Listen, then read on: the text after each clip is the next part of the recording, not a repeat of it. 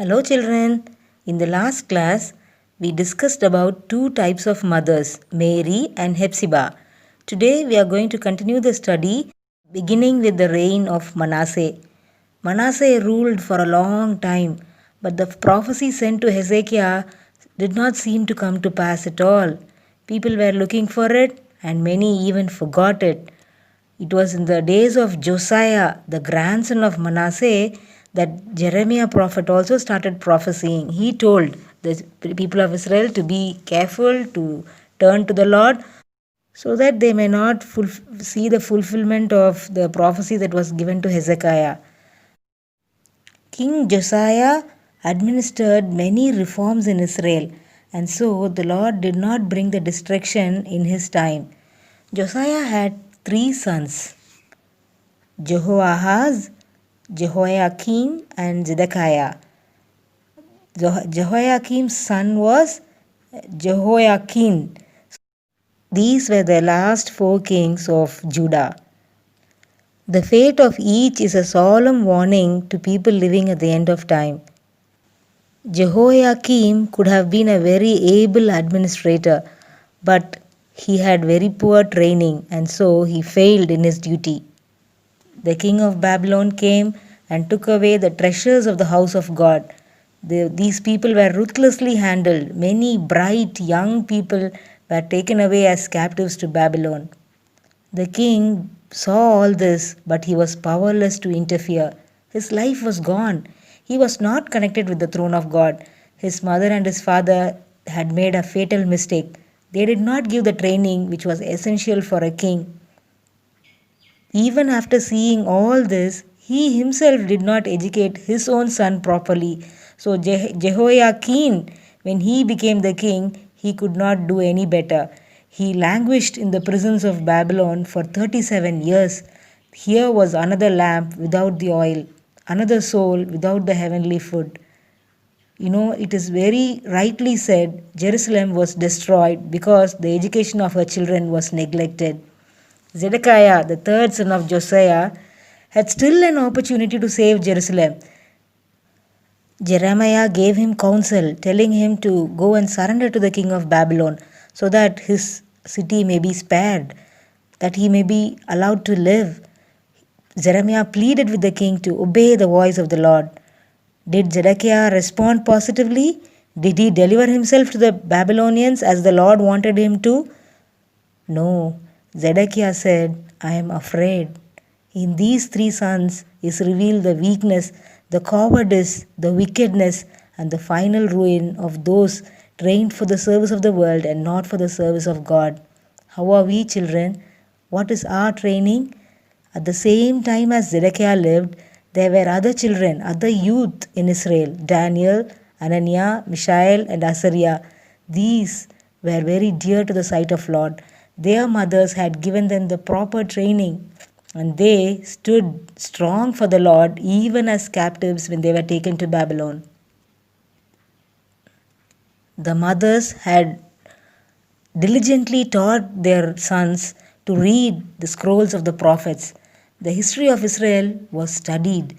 The story of Nadab and Abihu was told and retold to them, and they very clearly knew the results of having strong drink. It was impressed upon their mind that when we break God's law, it's going to be total ruin indeed. The songs which these Hebrew children sang told the story of God's dealings with his people. It was in this manner that the image of God was engraven on their hearts. This education they did not gain in the schools of their time. The schools had long stopped teaching the Word of God. They talked about what people told about the Word of God. But these faithful mothers, they lived close to the everlasting Father and they led their children by their own example, by word and by song, to form characters that would stand the test.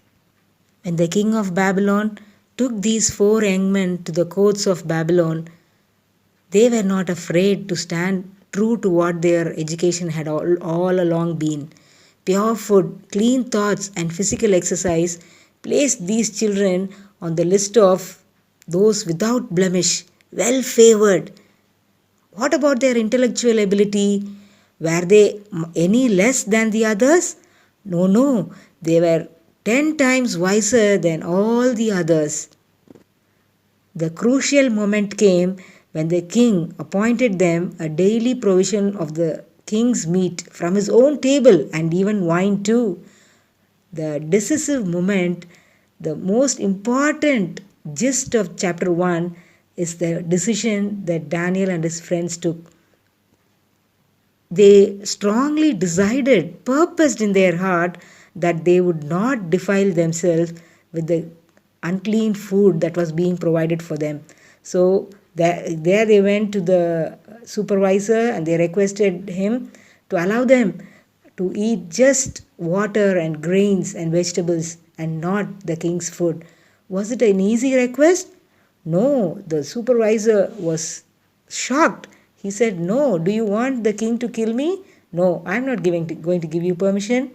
So, when they received no as an answer, did the youth let go of their determination? Of course not. They continued. They pleaded with him. Even Daniel went so far to give the supervisor an idea.